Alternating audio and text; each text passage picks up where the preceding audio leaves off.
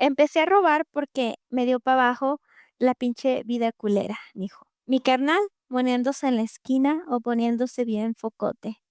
No vale verga el morro. Mi jefe, quién sabe, ausente. Embarazó a mi jefa cuando ella tenía 13 años. Se la llevó a la casa de la ruca esa, dizque mi abuela, vieja bruja desgraciada. Nació mi hermano, la volvió a embarazar. Y en cuanto terminó la cuarentena, luego se fue a la chingada. Jamás supimos de él. Dicen que ya tiene otra familia. Yo no sé, mijo. Para mí mi jefecita es madre y padre. Soy hija orgullosa de una madre luchona y cabrona.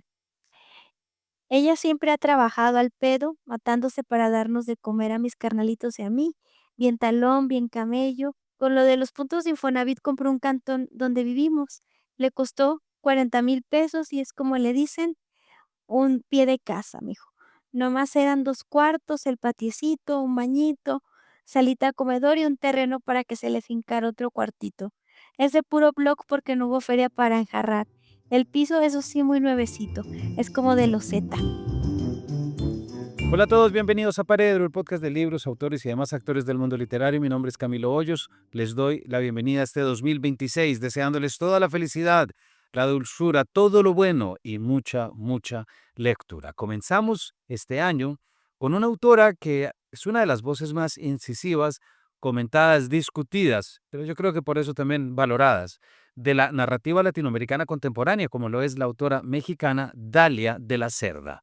Estuvimos hablando sobre su libro Perras de Reserva, un texto que abrió una conversación incómoda pero necesaria sobre feminicidio, violencia estructural, clase, género y representación.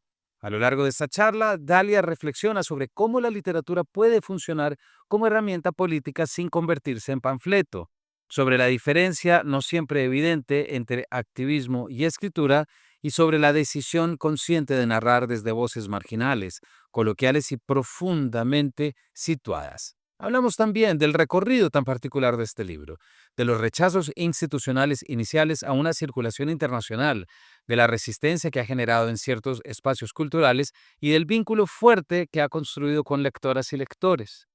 Aparece de manera clara una pregunta de fondo. ¿Quiénes pueden contar estas historias? ¿Desde dónde se legitiman? ¿Y por qué algunas incomodan tanto al ser leídas?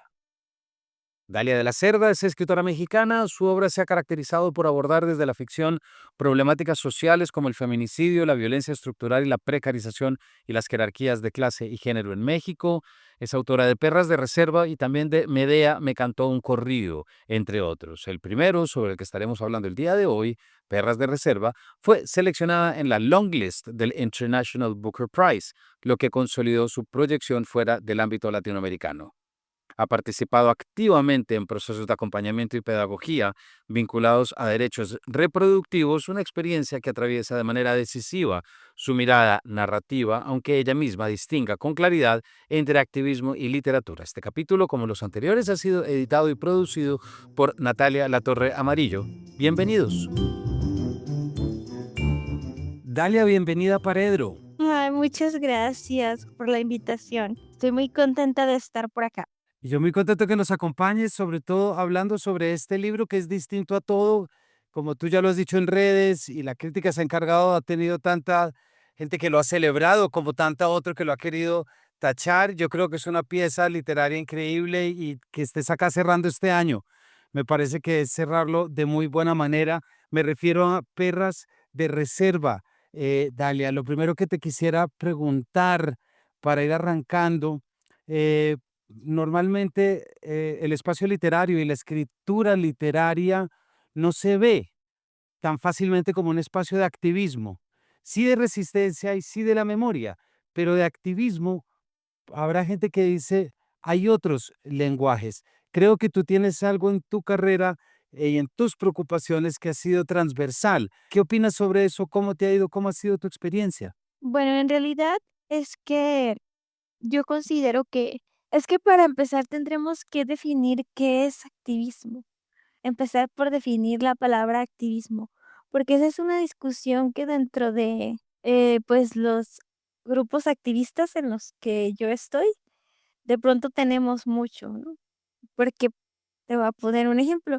yo conozco gente que se dedica a hacer memes y ese es su activismo. Y hay quienes les decimos, hacer memes no es activismo, ¿no? Yo pienso que sí, pero hay gente que piensa que no.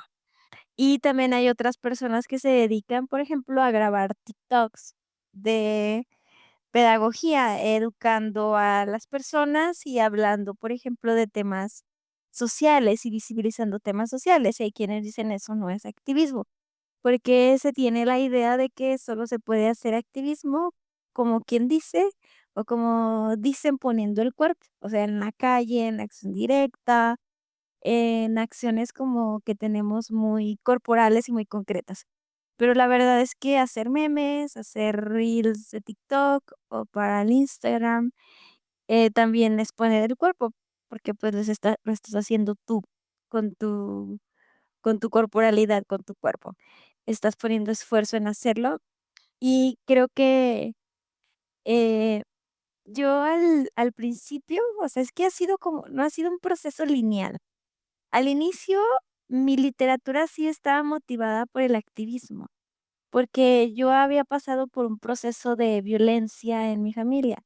En mi familia hubo un feminicidio y en ese entonces en México no se hablaba de feminicidio, se hablaba de 2 cosas, las muertes de Juárez, desde una aura como de novela policíaca, de hay que descubrir quién las está matando, pero no descubrir o explorar quiénes eran estas mujeres y las razones por las que estaban siendo asesinadas de forma sistemática y además violenta. Y estaban los otros asesinatos que eran cometidos por hombres normales, o aparentemente normales, comunes, que de pronto mataban a su pareja, a su novia, a su exnovia, o a su esposa. Entonces, se les llamaba crímenes pasionales porque estaban atravesados, pues, por el mal gestionamiento emocional de un hombre. Entonces, pues, cuando sucede el feminicidio en mi familia y yo me doy cuenta que es algo que sucede en México de forma cotidiana, o sea, que todos los días eran asesinadas 7 mujeres, y me doy cuenta de que las características eran distintas a las de los asesinatos de hombres. Por ejemplo, los hombres mueren mucho aquí en México. En ese momento era en riña, porque era un México distinto, 2012, 2013. Era mucho en riña de que se peleaban por cualquier cosa, un incidente de tránsito, una discusión en un bar y se agarraban a palos y terminaban muertos. Uno de ellos, 2 de ellos. Era mucho peleas entre pares. Pero con la declaración de de guerra de Felipe Calderón hacia el crimen organizado, y cuando empieza como este conflicto en México, que es, pues, un conflicto armado donde hay grupos de organizaciones multicrimen peleando entre sí, pero también interfiere el Estado, que eso fue como en 2007, pero se fue reencurrudeciendo poco a poco. Ya para 2014, pues, Los Hombres ya era distinta. También la naturaleza de sus muertes y de sus asesinatos. Ya podríamos hablar, por ejemplo, de juvenicidio, que es la muerte de hombres jóvenes, que tiene que ver con contextos de precarización, marginación y de que crecen en contextos de violencia. Pero, pues, para mí en ese momento lo que me interesaba era el feminicidio, por lo que yo estaba atravesando. Y yo sí sentía que podía utilizar yo estudiaba filosofía, entonces ya había visto, pues, muchas formas en las que personas que se dedican al activismo utilizaban el arte como una forma de protesta y como una forma de hacer visible, situaciones injustas o que les parecían problemáticas, sobre todo a través del performance.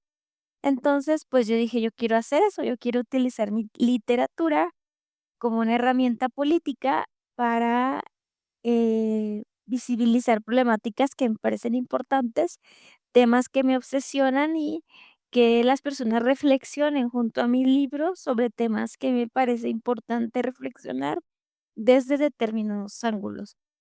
Pero nunca lo vi en sí como un activismo. Para mí iba a ser literatura y la literatura iba a ser usada como un caballo de Troya. Para mí, activismo era lo que yo hacía de acción directa, por ejemplo, ir a vandalizar la plaza principal de Aguascalientes el Día Internacional por la Despenalización del Aborto, irles a poner consignas de aborto legal, libre y gratuito en monumentos históricos, ponerle pañuelo a movimientos históricos, el pañuelo verde. También para mí activismo era, pues, el acompañamiento de mujeres y personas con capacidad de gestar que estaban abortando, y para mí el activismo, pues, tenía que ver con que había resultados inmediatos, palpables y políticos muchas veces, o sociales, de las acciones que yo estaba realizando. Por ejemplo, pues, en el tema del aborto, cuando haces una marcha hay conversación pública. Inevitablemente, cuando haces una pinta, hay conversación pública. A veces es un poco estratégico porque la conversación pública se va hacia que te odian y dicen: "No, esas pinches viejas que nomás están rayando paredes".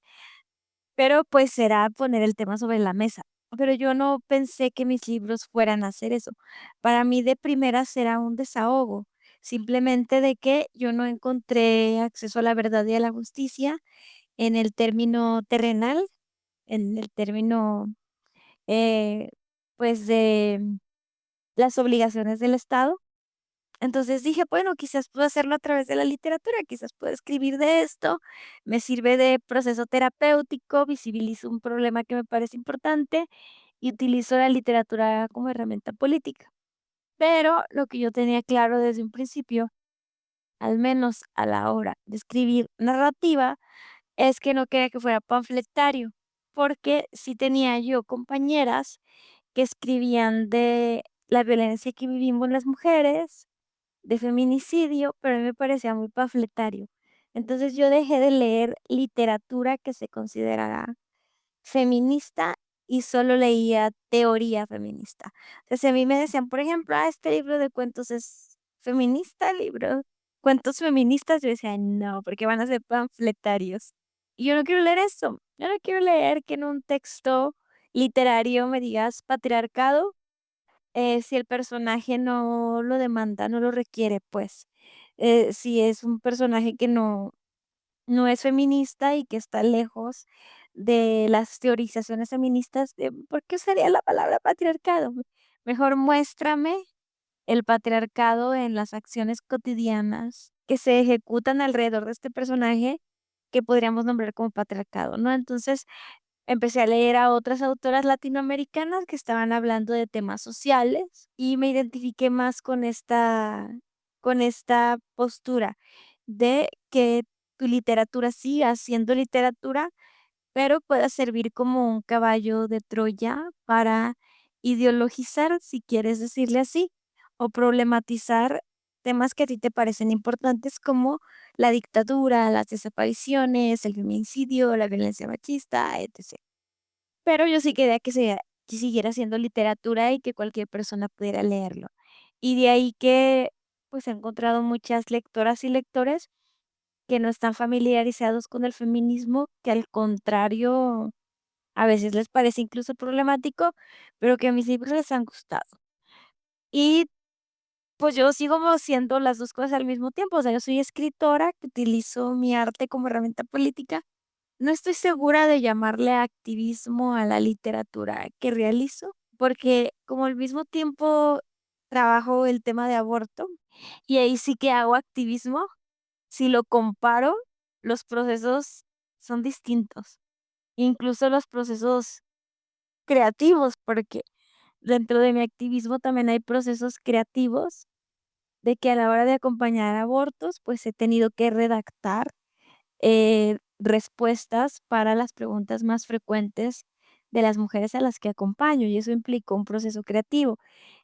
Y el proceso creativo ha sido distinto completamente desde esta mirada de ya de activismo al proceso creativo que hago en mis libros, que es completamente de ficción.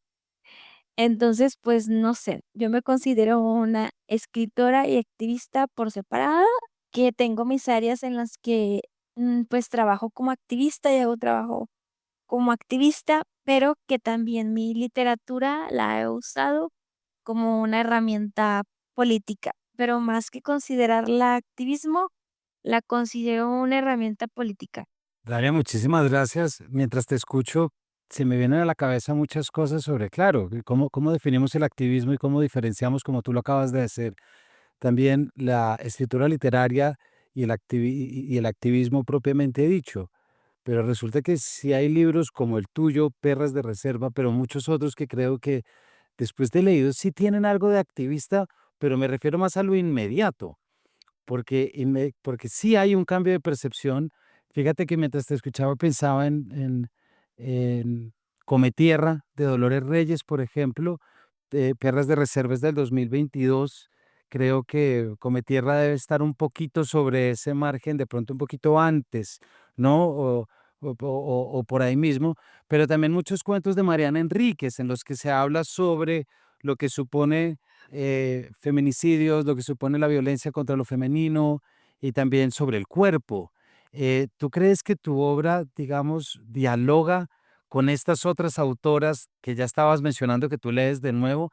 Es decir, estamos frente a un momento en el que, ojo, no digo que haya literatura feminista escrita desde Latinoamérica, pero sí una literatura escrita desde Latinoamérica que está volcando su mirada sobre una cantidad de casos de feminicidios que estaban pasando naturalizados y normalizados. Perras de Reserva, en realidad, la primera vez que se publicó fue en 2019. Lo que sucede que en México puede tener muchos defectos, muchos defectos a nivel gobernanza, pero tiene excelentes programas públicos para incentivar la producción artística, como los programas de becas, ¿no? Que es desde que eres adolescente, tú puedes tener como mecenas al Estado para que produzcas obra artística. Entonces, pues yo la mitad de mi carrera hasta 2020, ponle tú, la hice con el Estado como mecenas. Tuve 3 becas literarias, de estas 3 becas literarias surge Perras de Reserva. En 2019, Perras de Reserva gana un certamen del Estado también, que es para la publicación en la editorial estatal, que se llama Fondo de Cultura Económica, y fue a través tiene como subdivisiones, y fue a través de Tierra Adentro, de la editorial Tierra Adentro, donde en 2019 se publica Perras de Reserva. Pero previo a esto, yo solicité muchas becas, porque yo necesitaba comprar tiempo, porque pues soy todavía clase trabajadora y, pues no sé, trabajaba todo el día, tenía 3 trabajos, no tenía tiempo para escribir y una beca representaba para mí comprar tiempo para poderme sentar a escribir.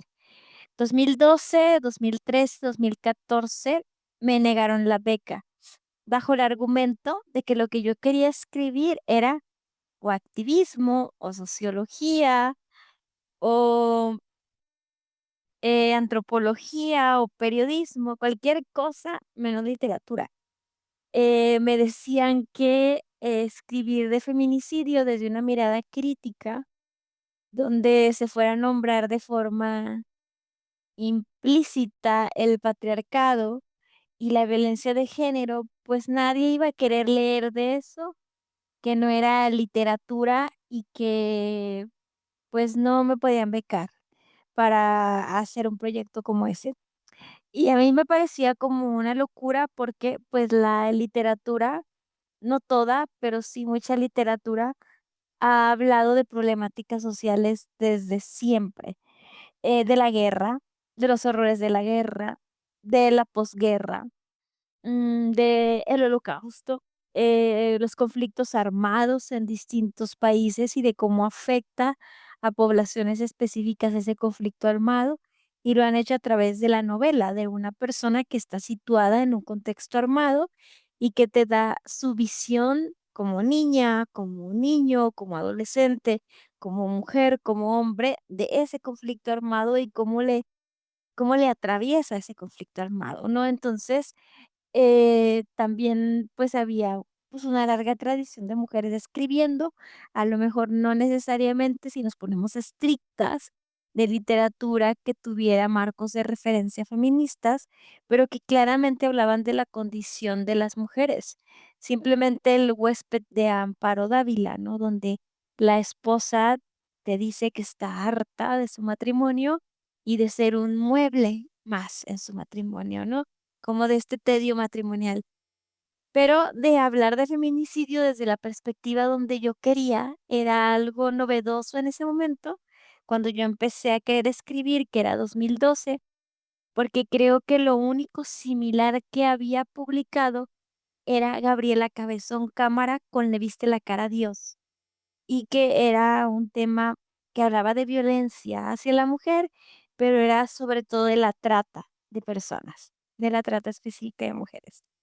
Y pero, pues, de ahí en fuera no había referentes. Entonces, sucede que en 2015, me parece, 2014, se publica Chicas muertas de Selva Almada.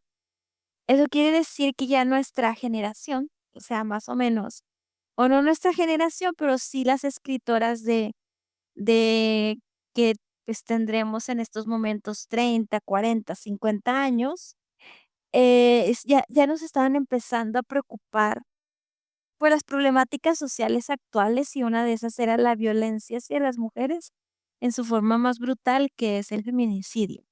Entonces, Selva Almada publica Chicas muertas, y ahí me tocó la suertaza de que en una beca que solicité en 2015, la tutora había leído a Selva Almada. Entonces, cuando los otros 2 tutores hombres le dijeron: "No, es que lo que esta muchacha quiere hacer no es literatura, porque, pues, no está proponiendo un thriller".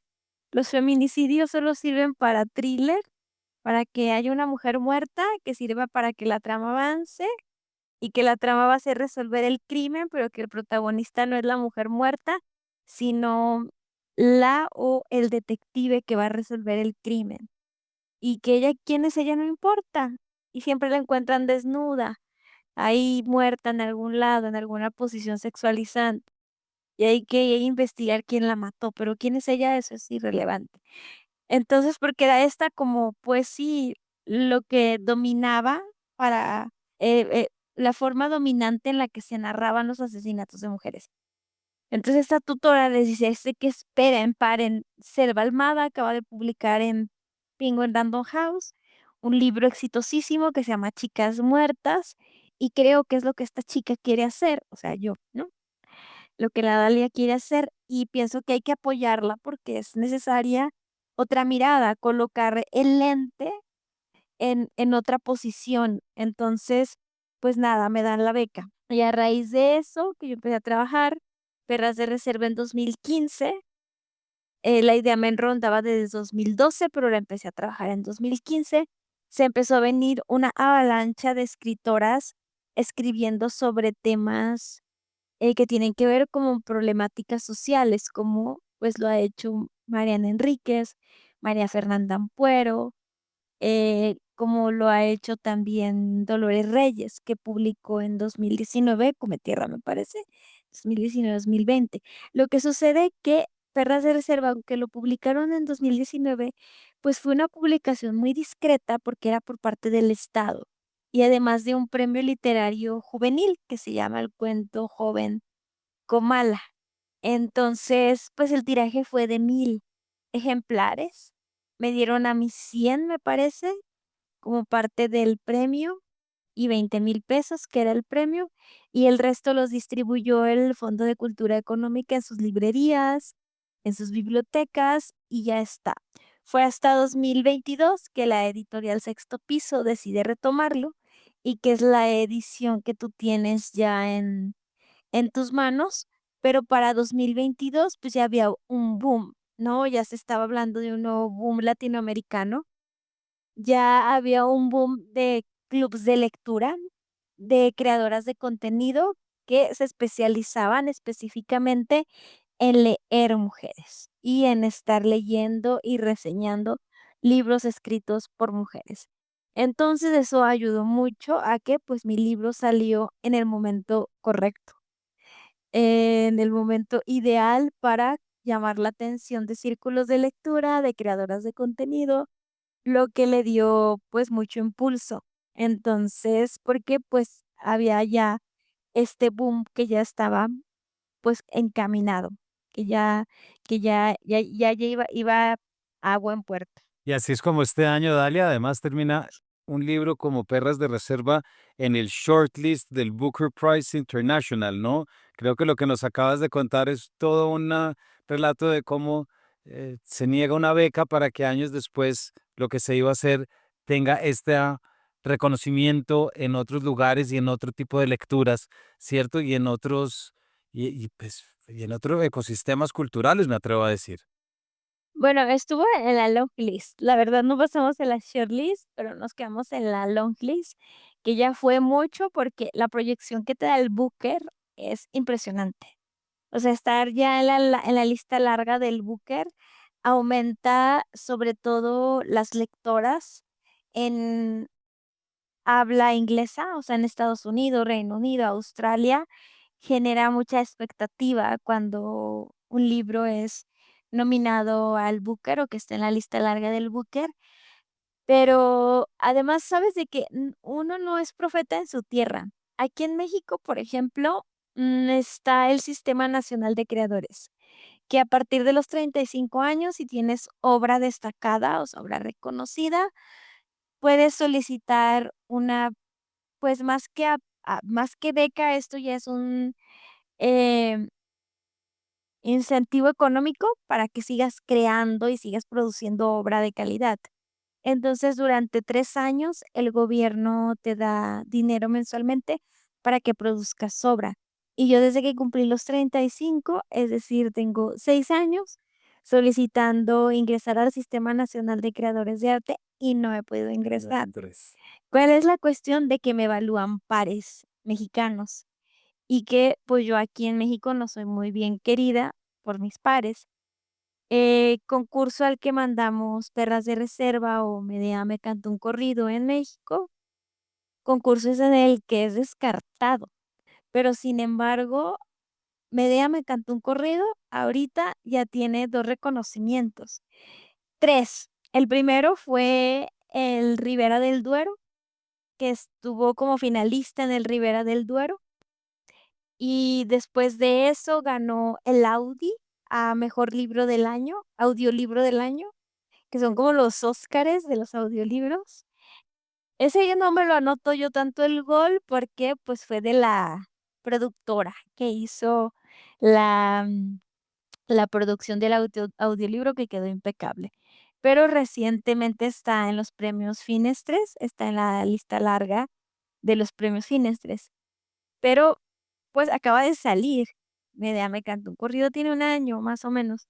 Entonces todavía tiene su camino por recorrer, pero Perras sí ha tenido muchos más reconocimientos, desde locales como el Premio Comala, hasta estar en la lista larga del Booker, estar en la lista de estos de los, en otra lista de otro premio en Francia. eh, y pues la verdad es que en México quienes me quieren y quienes me siguen son las lectoras, pero entre mis colegas, soy bastante ninguneada y no es de que les encante mi trabajo. O sea, cada vez que me nominan a algún premio, me llueven más críticas que felicitaciones por parte de colegas. Casi siempre son colegas mujeres las que me felicitan, con las que me llevo bien, porque hemos estado en antologías juntas o hemos tenido becas juntas y digamos que tenemos una relación cordial y amistosa y que me felicitan, pero de ahí en fuera, pues otros colegas ponen en duda los criterios de los jueces al elegir mi obra como finalista o como semifinalista de un premio. Entonces es una locura como la recepción aquí en México por parte de los lectores y las lectoras ha sido maravillosa. Es un fenómeno literario, superventas, sobre todo Perras de Reserva. Ay, es mi gata que ya me escuchó que me desperté y ya vino a decirme: "Ay, dame de comer", pero no, que se espere. Este, pero a nivel internacional ha tenido muy buena recepción Perras de Reserva, con muchos premios, nominaciones a premios importantes.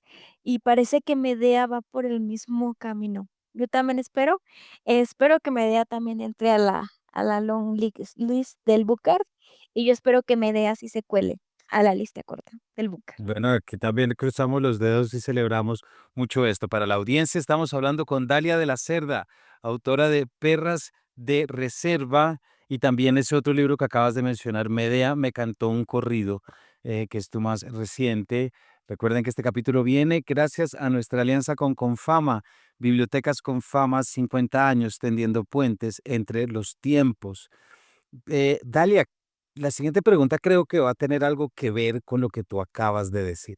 Y quiero preguntarte un poco sobre lo que supone ya la elección de esa polifonía o ese coro de voces que tú eliges precisamente para Perras de Reserva, desde la heredera del narco hasta una trabajadora de una máquina, ¿cierto? Esto ha traído también debates desde tu uso coloquial, de Juliana, por ejemplo, de Regina, su amiga, y desde otra, ¿cómo elegiste tú ese casting de mujeres, Dalia, en el momento en que decidiste aterrizar esto sobre cuentos interrelacionados?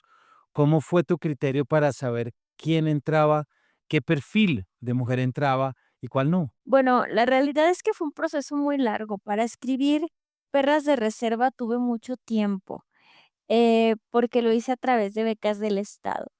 Inicialmente, la primera beca que solicité era para escribir sobre muertes violentas de mujeres en México. Solamente ese era mi tema. Entonces me puse a investigar a profundidad las muertes violentas en México, o sea, quiénes son las mujeres que mueren y quiénes son quienes las matan. Y me llamaron pues poderosamente la atención dos tipos de feminicidio.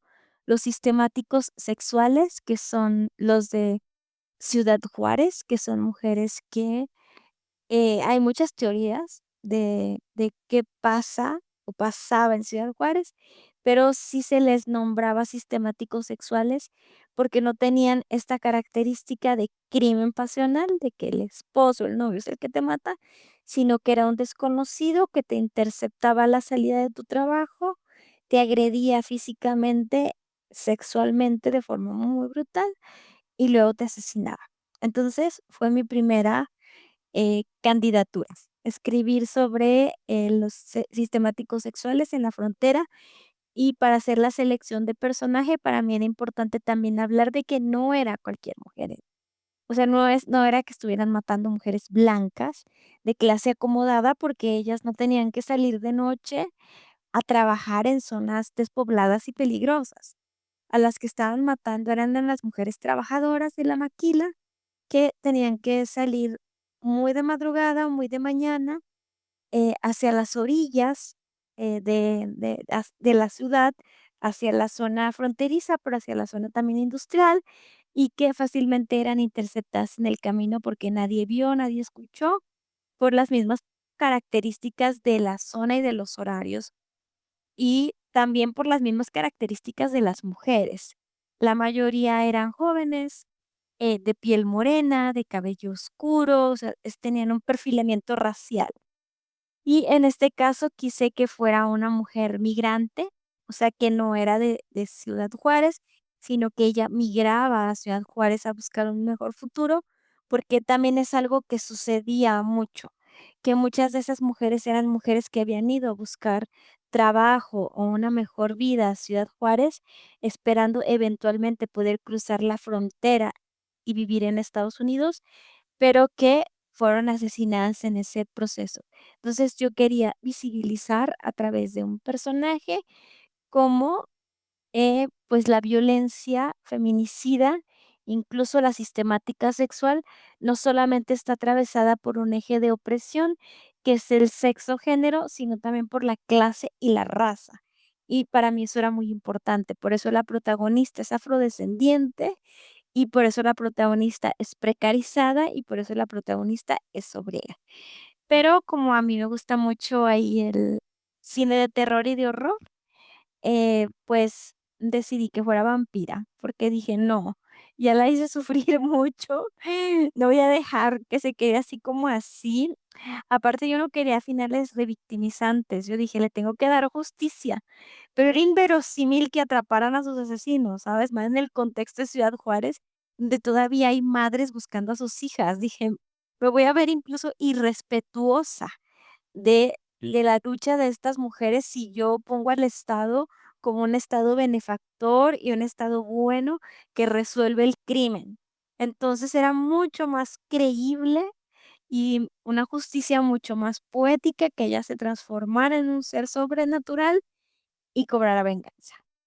Y luego después de ahí, otro feminicidio que me interesó, es que hubo muchos que me interesaron, pero no todos pudieron entrar porque una propone, Dios dispone y llega el diablo y descompone. Y no todo tema que quieras tratar social te va a quedar bien en un texto narrativo. Puede ser revictimizante, puede estar mal logrado, puede ser impostado, y eso me sucedió como con 5 cuentos, ¿no? Por ejemplo, yo quería hablar de las mujeres que mueren, que no tiene que ver con violencia machista explícita, pero que sí mueren por las demandas estéticas, como por ejemplo de trastornos de la conducta alimentaria, ¿no? De que, dejan de comer o se dan atracones y luego vomitan. Anorexia, bulimia, hacerse cirugías para reducirse el tamaño del estómago, el balón gástrico, porque quieren adelgazar o se someten a cirugía de liposucción tras liposucción, porque quieren alcanzar ideales estéticos. Entonces, esto también me parecía un texto del que quería hablar, pero ese texto no salió bien porque sí ponía mucho entredicho algo que para mí es muy importante, que es la agencia de las mujeres, porque yo creo que las mujeres conservamos agencia, que bien te pueden bombardear todo el tiempo de que tienes que ser delgada, delgada, delgada, pero que tú aún conservas agencia y que al final de cuentas quien va a tomar la decisión de si te vas a tomar la simifibra para purgarte y que todo lo que comas no te engorde o no. O sea, esa ya es una decisión personal y sí, se puede analizar las circunstancias que te llevan a tomar esa decisión, pero yo no lograba ese matiz de agencia, de que, ajá, estoy bombardeada por mujeres ultra delgadas y ese es el ideal de belleza, pero yo caigo o no caigo y por qué caigo y dónde está mi agencia. Si sí decido caer, también es una decisión y también podríamos verla como una decisión válida de que digas, pues vámonos, me voy a echar la semifibra y delgada voy a quedar y está bien también. Entonces ese texto fue problemático y por eso lo saqué. Y luego me empezó a llamar la atención también los crímenes que estaban relacionados con la narcocultura, que las chicas, que se les llama buchonas en México, que se relacionan con integrantes de las organizaciones multicrimen, pues si eran asesinadas era como de que, se lo merecía. Bien sabía con quién andaba. Inocente no era, lo estaba buscando. Se lo merece por zorra, ¿no? Por ambiciosa. Y eso todavía ocurre. Recientemente asesinaron a una chica que se llama Valeria. Ella estaba haciendo una transmisión en vivo en TikTok. Llegaron a decirle, te traemos un regalo. Y el regalo fue un par de balazos que le dieron en vivo. Y pues técnicamente todos sus seguidores la vieron morir y la vieron ser acribillada en vivo por su exnovio, que se dice que era de una organización multicrimen, porque ella ya no quería seguir la relación.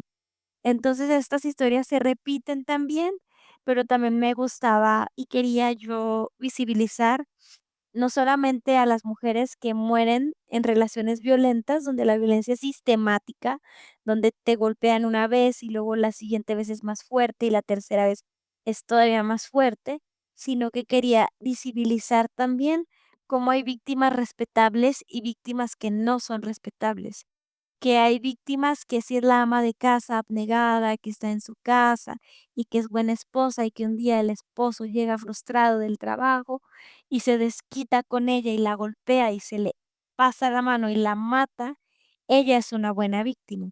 Pero si la muchacha andaba de novia de un sicario y un día el sicario por celos la mata, entonces ella se lo estaba buscando.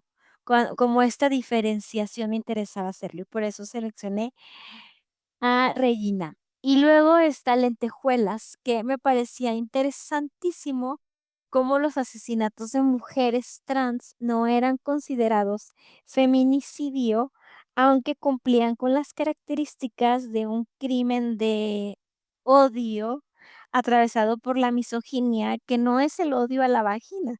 La misoginia es el odio a lo femenino, a todo lo que represente la feminidad y lo que asociamos con la feminidad.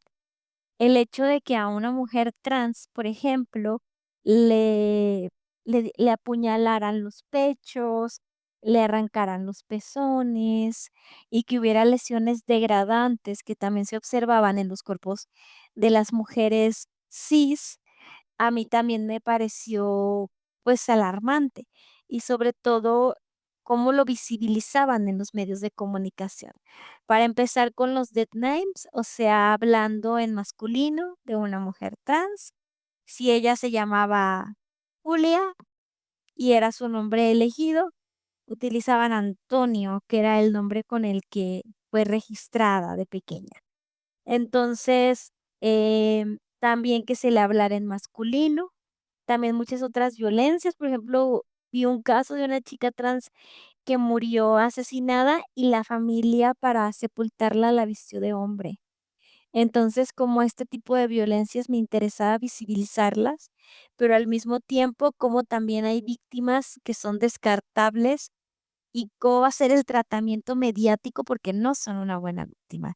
Es una mujer trans, pero además es trabajadora sexual. Se lo estaba buscando y se lo merecía.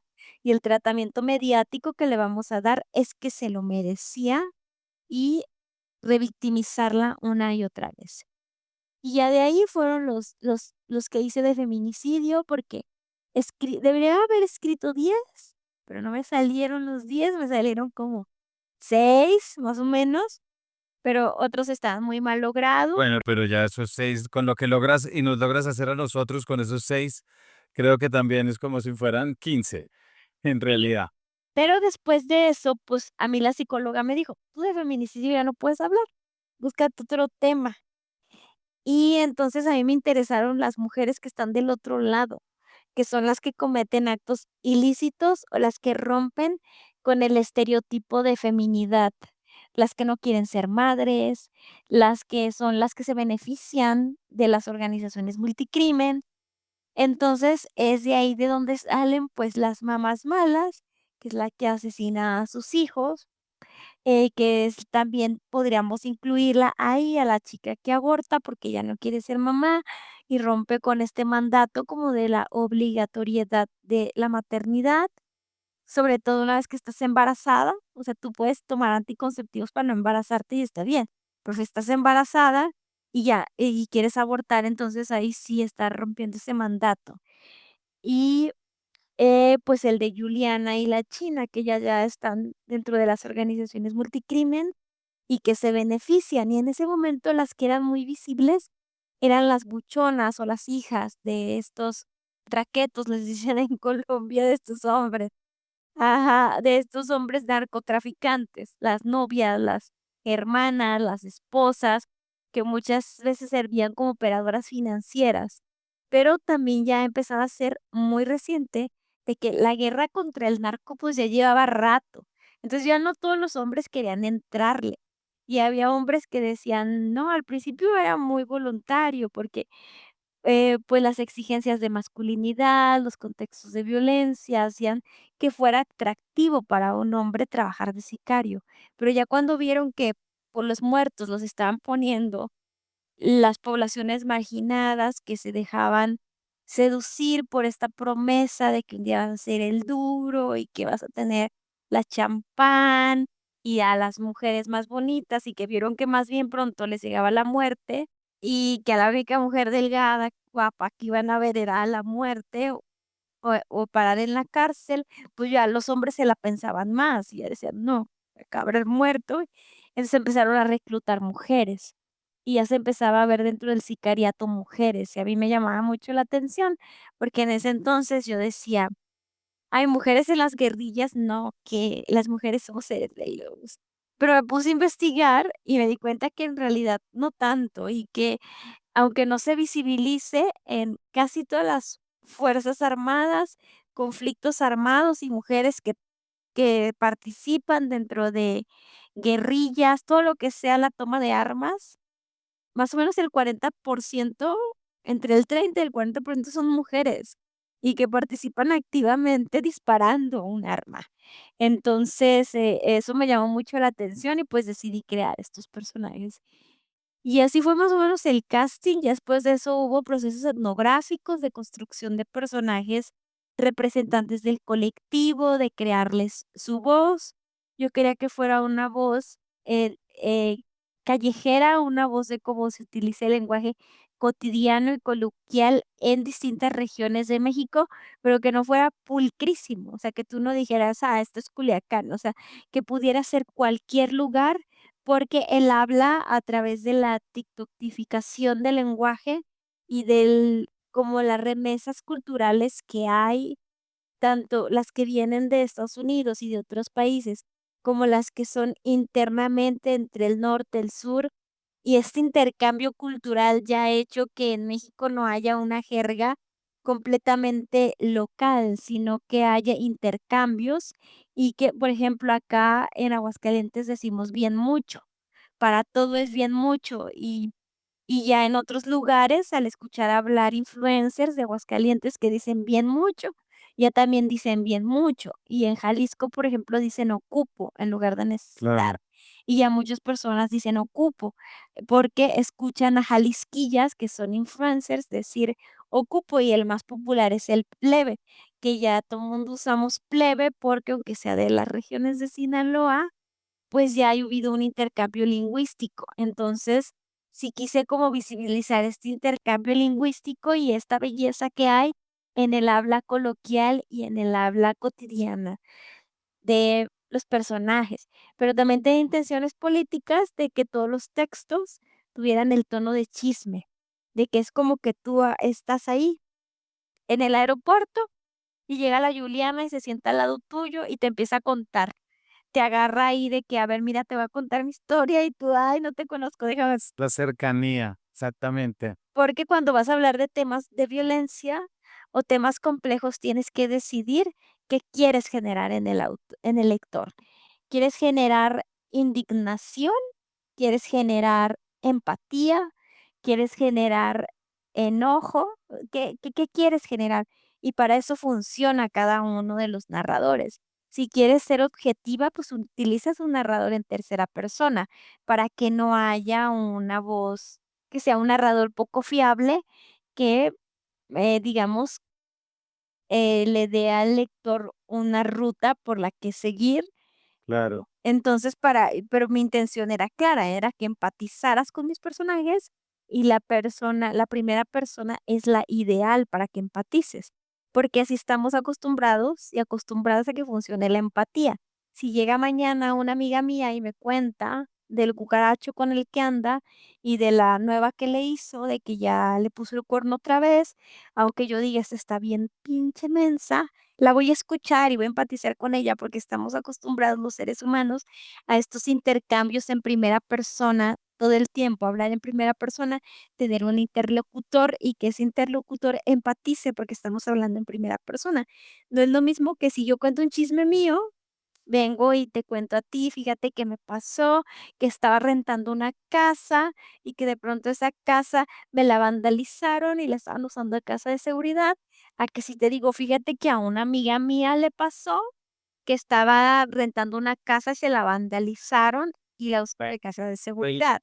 Y ese es un principio que uno como lector siente en los relatos que uno conecta. Dalia, nos quedamos ya sin tiempo. Me parece fascinante y la forma como nos ayudas a entender y a la audiencia toda la estructura.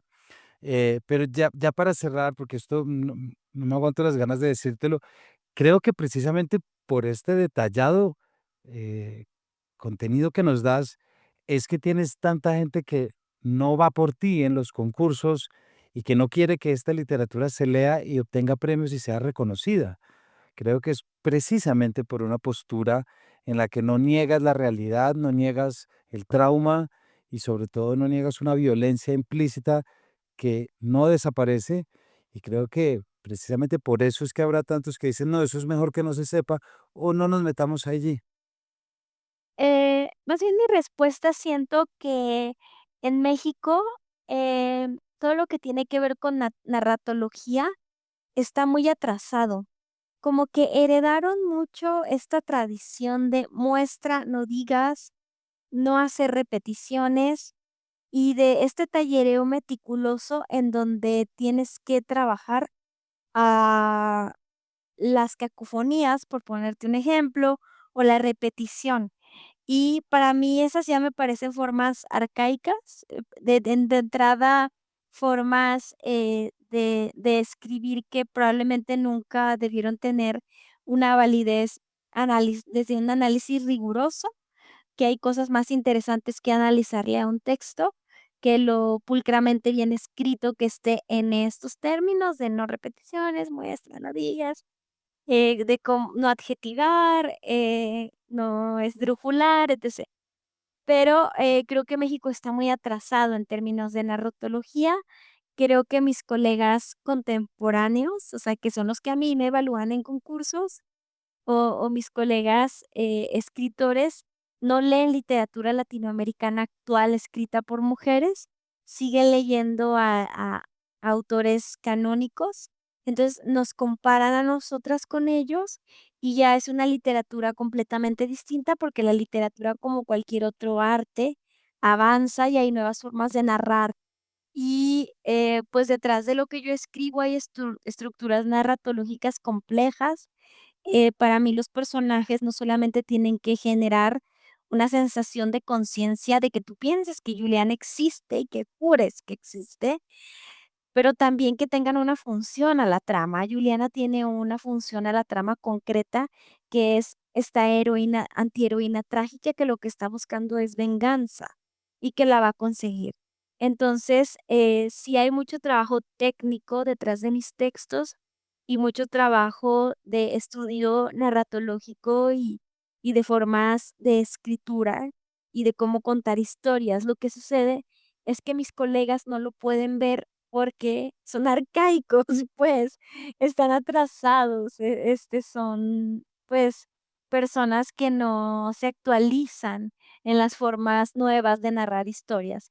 Pero también está atravesado mucho, y hay que decirlo, por el clasismo y ese disciplinamiento de clase, de que si yo no vengo de ser hija de embajadores, de escritores, de pintores, de la clase media ilustrada, sobre todo hacia la izquierda.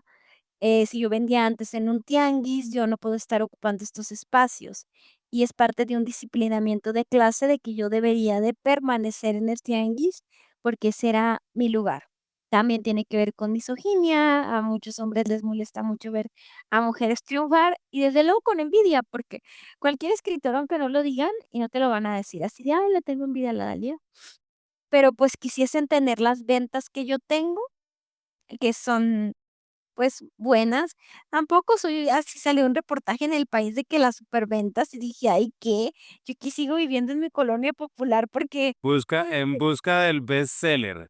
y son de nada, ¿de qué? O sea, sí la gente ha de decir: "Mira, esta la millonaria", y me toca el 10% de todo lo que vendo. El 10% a mí me parece justo, porque el dinero se distribuye entre muchas personas, y yo no tengo por qué ganar más que la persona que se encarga del almacén, o de trasladar, o de editar, o de hacer la portada. Creo que el dinero se tiene que pues, redistribuir de forma equitativa, ¿no? Yo no me quejo de ganar el 10%, pero tampoco, dicen un superventas, y te imaginas que una vive en una mansión y que ya tiene los miles, y la realidad es que no. Sí vendo mucho, sí me ha sacado del umbral de la precariedad, pero tampoco es para tanto. Pero, otros escritores que venden 500 libros en toda su trayectoria, pues, se molestan.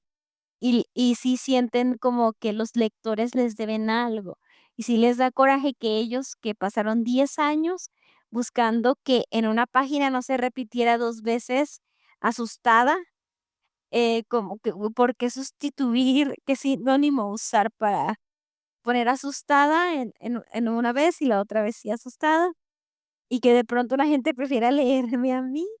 Como que sí se enojan mucho, dicen: "¿Dónde está mi trabajo técnico?". Bueno, es que mi trabajo técnico es desde otro lado y desde, otras herramientas y desde otras posturas narratológicas que las tuyas. Pero, pues, también les irrita el amor de las lectoras, que yo tengo así mi fandom, de lectoras que me defienden a capa y espada, que me quieren mucho, que yo llego en rockstar a las ferias del libro, así de que no sé, yo ya me dijeron que el año que entra, si presento libro nuevo, me van a tener que meter por la zona de atrás para evitar la feria, porque llego tarde a mis presentaciones porque la gente me para, me abraza, me dan regalos, entonces ya es incluso peligroso para mí, dice la feria del libro, ¿verdad? Yo digo, por mí me voy una hora antes para ir con colchón y que la gente me pare, me pida fotos y todo, pero, pues, también eso genera coraje de que a alguien la quieran por su escritura.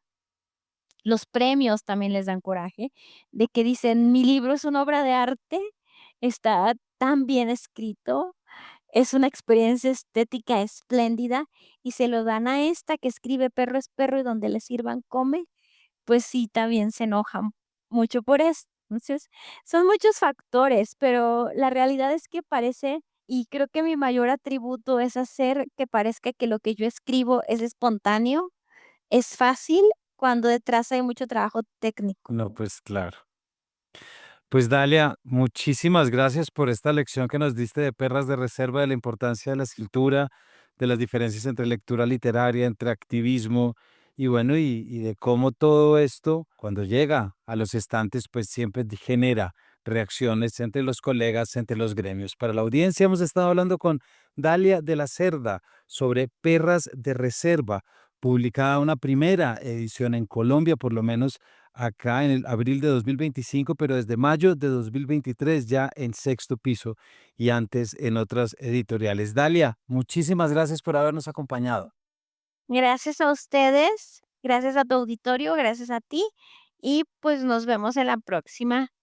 Veamos a la ojalá que estés por acá en la Filbo. Muchas gracias. Sí, sí voy Si a ir. ustedes bueno, pues entonces mira qué bien, ya en abril entonces estaremos por acá y ya saben, vayan leyendo la obra para no perderse los eventos que tenga. Gracias por habernos acompañado y nos vemos en una próxima edición de este Paredro.